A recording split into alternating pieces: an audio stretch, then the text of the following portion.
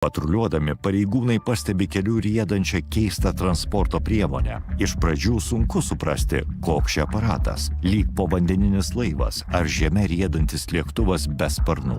Pareigūnams įjungus garsinį signalą, vairuotojas kažkodėl suka į kairę pusę ir ten sustoja. Gal šis žmogus iš Anglijos, kur eismas vyksta kita pusė, o gal iš mėnulio ir žemiškos taisyklės jam nė motais?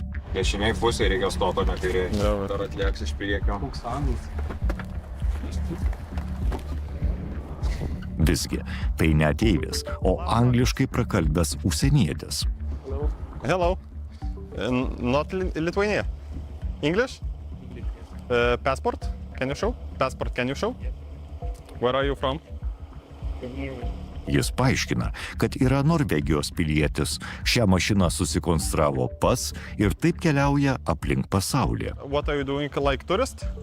Okay. Where are you going? Kaunas going. And then? Then to Norway. Okay. Pats iš Norvegijos. Kelių eismą supranta kaip anglas, o ant keisto aparato užrašai rusų kalba. Okay. Okay, see ya. Patikrinę dokumentus, pareigūnai keliautojui leidžia važiuoti toliau. Šis, kaip niekur nieko, iš kairės persirikioja vėl į dešinę eismo pusę ir rieda link, kaip pats sako, Kauno. Vyriškis aplink pasaulį keliauja ir savo įspūdžiais dalinasi su sekėjais socialiniuose tinkluose. Things I had on my trip